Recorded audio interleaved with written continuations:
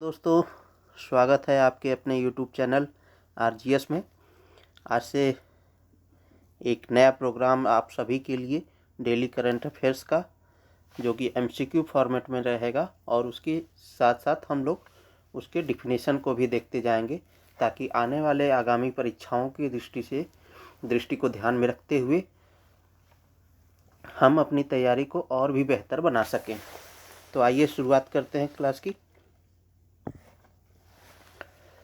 पहला प्रश्न है, पहला खो खो विश्व कप कहाँ आयोजित किया जा रहा है।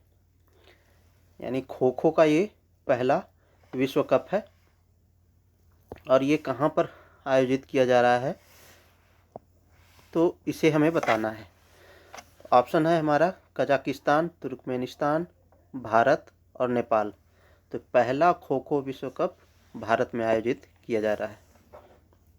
आइए इसके डिफिनेशन को देखते हैं।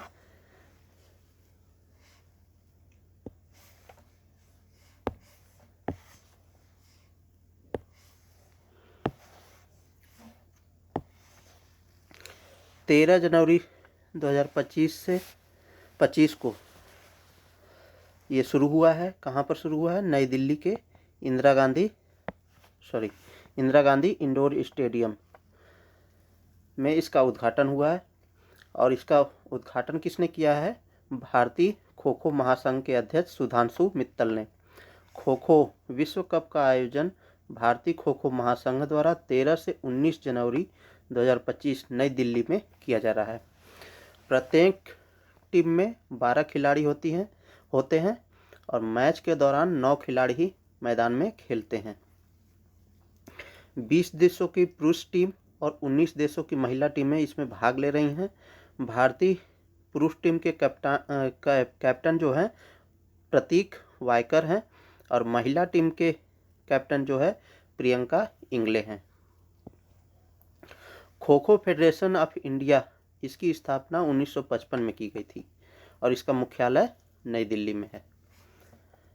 अगले प्रश्न की ओर चलते हैं। जोरान मिलनोविक कहाँ के राष्ट्रपति बने हैं? तो ये बने हैं क्रोएशिया के। जोरान मिलनोविक क्रोएशिया के राष्ट्रपति बने हैं। ये हैं जोरान मिलनोविक, जो कि क्रोएशिया के राष्ट्रपति बने हैं। जोरान मिलनोविक को यूरोपीय देश क्रोएशिया के राष्ट्रपति 5 साल के लिए नियुक्त किया गया है। और जो क्रोएशिया की जो संसद है उसे सबोर नाम से जाना जाता है। सबोर, ठीक है। जैसे भारत में जो संसद है, लोकसभा और राज्यसभा दोनों मिलकर के संसद का निर्माण करती है, वहाँ पर क्रोएशिया में जो संसद है उसे सबोर नाम से जाना जाता है। केवल 2 कार्यकाल के लिए ही क्रोएशिया के राष्ट्रपति बन सकते हैं। यानी कोई भी व्यक्ति जो है वो 2 साल के लिए 2 कार्यकाल के लिए क्रोएशिया का राष्ट्रपति बन सकता है। एक कार्यकाल में 5 साल के लिए, दूसरे कार्यकाल में 5 साल के लिए। यूरोप के अन्य देशों में भी, यहाँ तक कि अमेरिका में भी आप देखते होंगे कि कोई भी व्यक्ति 2 बार से अधिक राष्ट्रपति नहीं बन सकता है। क्रोएशिया की अवस्थिति देखें तो एड्रियाटिक सागर के किनारे बाल्कन प्रायद्वीप में अवस्थित है। और यह द्वितीय विश्व युद्ध के बाद क्रोएशिया जो है यूगोस्लाविया का हिस्सा बन गया था। 2013 में यूरोपीय संघ में शामिल हुआ, फिर बाद में उससे अलग भी हो गया। और क्रोएशिया की राजधानी जाग्रेब है और वहाँ की मुद्रा क्या है? यूरो है। ये है हमारे क्रोएशिया की स्थिति। तो आप देख सकते हैं जो गल्फ ऑफ वेनिस है, ये एड्रियाटिक सी को हमारी जो क्रोएशिया है वो टच कर रहा है। ये मेडिटेरियन सी, इस वाले फिगर में देखिए तो ये मेडिटेरियन सी है, यानी भूमध्य सागर, और ये एड्रियाटिक सी, यहीं पर ये हमारा लगता है क्रोएशिया। तो क्रोएशिया जो है किन किन देशों के साथ सीमा साझा करता है? स्लोवेनिया, हंगरी, सर्बिया और बोस्निया हर्जेगोविना। और जब आप इसकी समुद्री लोकेशन देखेंगे तो एड्रियाटिक सी को ये टच करता है। अगला प्रश्न है जेड मोड टनल कहाँ पर अवस्थित है? तो जेड मोड टनल जो है हमारी ये जम्मू कश्मीर में अवस्थित है। तो आइए इसके बारे में देखते हैं। जम्मू कश्मीर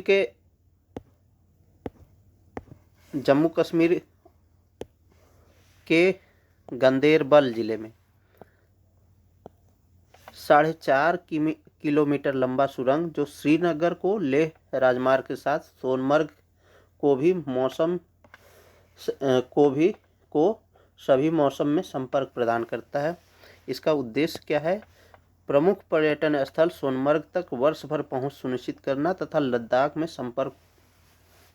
लद्दाख से संपर्क में सुधार करना। इसका निर्माण जो है सर्वप्रथम बीआरओ द्वारा किया गया था, यानी बॉर्डर रोड ऑर्गेनाइजेशन, सीमा सड़क संगठन द्वारा 2012 में बनाई गई थी। बाद में इसे जो है राष्ट्रीय राजमार्ग और संरचना विकास निगम लिमिटेड यानी NHIDC द्वारा इसे एक निजी कंपनी को पुनः सौंप दिया गया। इस जो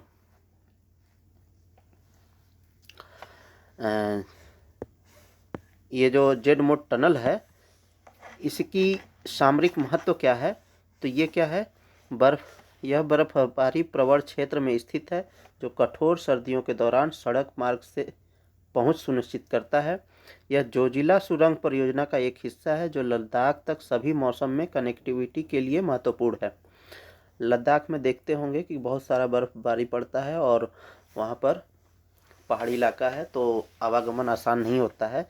जब ये टनल बन जाएगा तो कनेक्टिविटी जो है बेहतर हो सकेगी।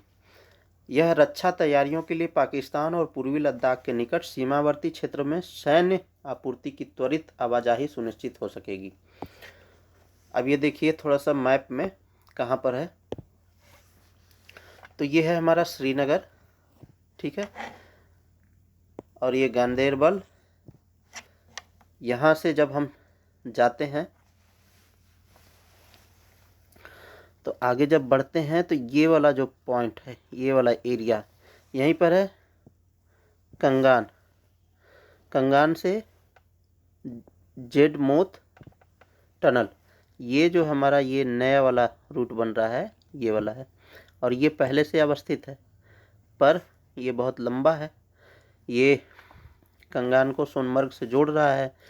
तो यहाँ पर ही एक टनल का निर्माण किया जा रहा है, जेड मोड टनल, ठीक है। चलिए नेक्स्ट प्रश्न की ओर आगे बढ़ते हैं। उसके पहले हम लोग थोड़ा सा बीआरओ और NHIDCL के बारे में देख लेते हैं। तो सीमा सड़क संगठन बॉर्डर रोड ऑर्गेनाइजेशन 1960 में स्थापित हुआ था। बीआरओ भारत के सीमावर्ती क्षेत्रों में सड़क बुनियादी ढांचे के विकास और रखरखाव के लिए जिम्मेदार है, जो रणनीतिक और विकासात्मक उद्देश्यों के लिए चुनौतीपूर्ण इलाकों में कनेक्टिविटी पर ध्यान केंद्रित करता है। राष्ट्रीय राजमार्ग एवं अवसंरचना विकास निगम लिमिटेड वर्ष 2014 में स्थापित हुआ और NHIDCL एक सरकारी इकाई है जिसका कार्य पहाड़ी, सीमावर्ती और दूर दराज के क्षेत्रों में राजमार्गों और बुनियादी ढांचा परियोजनाओं का निर्माण और प्रबंधन करना है ताकि कनेक्टिविटी बढ़ाई जा सके और राष्ट्रीय विकास को समर्थन दिया जा सके। नेक्स्ट क्वेश्चन क्या है? हाल ही में पिंक फायर रिटार्डेंट का उपयोग कहाँ किया गया? तो पिंक फायर रिटार्डेंट ये महत्वपूर्ण शब्दावली है, ये पॉइंट हमें याद रखना। पिंक फायर रिटार्डेंट कहाँ पर इसका उपयोग किया गया है? कैलिफोर्निया। अभी आप लोगों ने देखा होगा कि कैलिफोर्निया के जंगलों में आग जो लगा हुआ है उसी के लिए ये पिंक फायर रिटार्डेंट यूज किया गया। तो कैलिफोर्निया के जंगलों में लगी आग को नियंत्रित करने के लिए अग्निशमन दल गुलाबी रंग के अग्निरोधी पदार्थ या पिंक फायर रिटार्डेंट का इस्तेमाल कर रहे हैं। इसका मुख्य उद्देश्य आग की लपटों को फैलने से रोकना और अग्निशमन कर्मियों को आग बुझाने में मदद करना है। जो आग लगी है कैलिफोर्निया में, उससे 36,000 एकड़ से ज़्यादा जो है जगह जल चुके हैं, भूभाग क्षेत्र जल चुके हैं और 10,000 से ज़्यादा मकान भी जल चुके हैं उसमें। जो हमारा पिंक फायर रिटार्डेंट है वो है क्या? एक रसायन आधारित मिश्रण होता है, ठीक है, और इसमें अमोनियम फास्फेट या अमोनियम सल्फेट प्रमुख तत्व होते हैं। यह पदार्थ लकड़ी और सूखी झाड़ियों पर छिड़काव के बाद एक परत बनाता है जो आग को फैलने से रोकने के लिए ऑक्सीजन की आपूर्ति को कम करता है।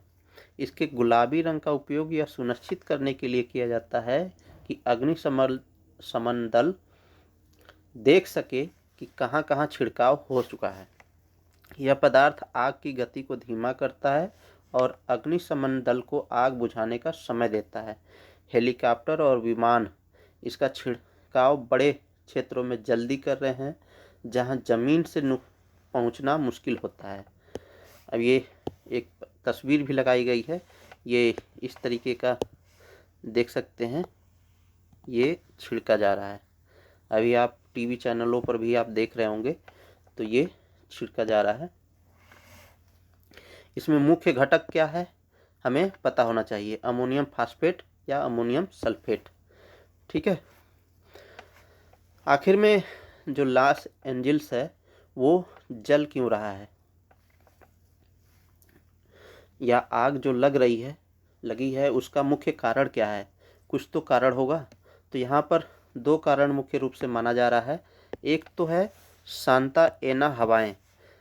ये इस मौसम में कैलिफोर्निया में सांता एना हवाएं आम है, लेकिन इस साल ये असामान्य रूप से तेज हैं।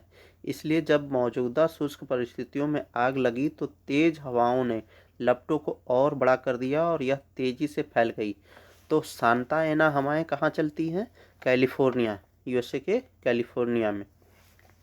एक इसका दूसरा कारण भी है कि जो आग लगने का वो है जलवायु परिवर्तन, ठीक है।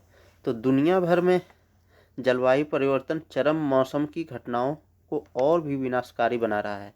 विशेषज्ञों का कहना है कि हाल के वर्षों में कैलिफोर्निया में वार्षिक हीट ज़्यादा रहा है। उदाहरण के लिए नेचर साइंटिफिक रिपोर्ट्स नामक पत्रिका में प्रकाशित 2021 के एक अध्ययन में पाया गया है कि पिछले 2 दशकों में राज्य में गर्मी का मौसम लंबा हो गया है और वार्षिक चरम अगस्त से जुलाई में स्थानांतरित हो गया है।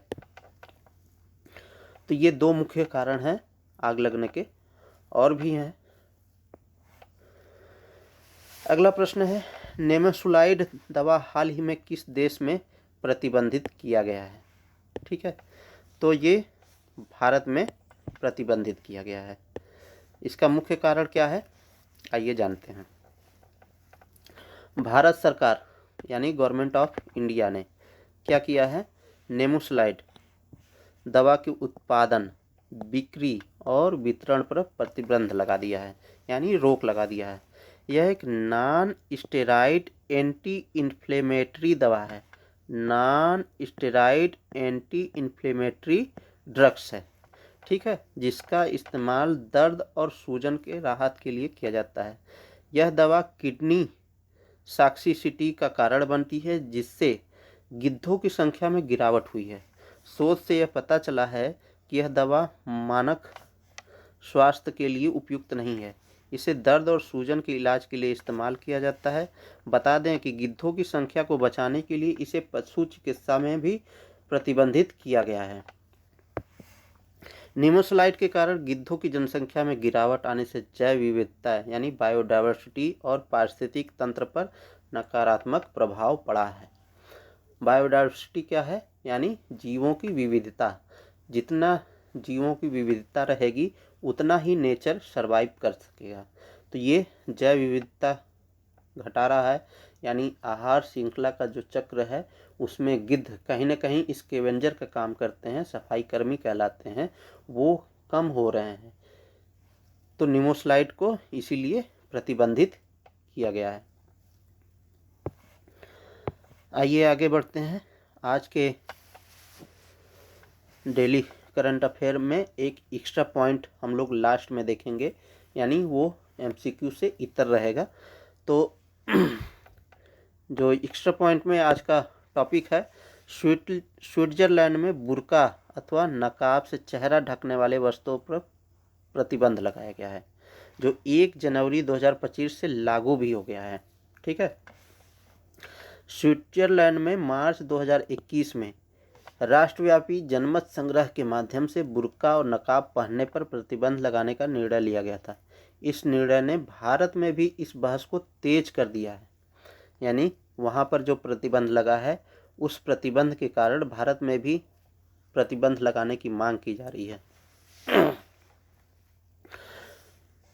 एक विशेष बात देखिए, स्विट्जरलैंड के अलावा France, Belgium, Germany, Australia, Austria, Canada जैसे देशों ने भी बुर्का और नकाब से चेहरे को ढकने वाले वस्तुओं पर प्रतिबंध लगाया है। और भारत में क्या स्थिति है? बुर्का प्रतिबंध पर कर्नाटक सरकार का क्या रुख था? वर्ष 2022 में कर्नाटक सरकार ने सरकारी शैक्षणिक संस्थानों में, यानी जो शिक्षण संस्थान है जहाँ पर शिक्षा दी जाती है, वहाँ पर बुर्का यानी सिर ढकने वाला कपड़ा पहनने पर प्रतिबंध लगाने का आदेश पारित किया था। तो ये भारत की स्थिति है। तो अभी के लिए बस इतना ही, और मिलते हैं नेक्स्ट क्लास में। तब तक के लिए आप स्वस्थ रहिए और अपना सुझाव और प्रतिक्रिया इस चैनल के कमेंट बॉक्स के माध्यम से आप ज़रूर दीजिए, ताकि हम आने वाले समय में आपके लिए और क्या बेहतर कर सकते हैं, हमें इसकी जानकारी मिल सके। बहुत बहुत धन्यवाद आप सभी लोगों का इस चैनल से जुड़ने के लिए।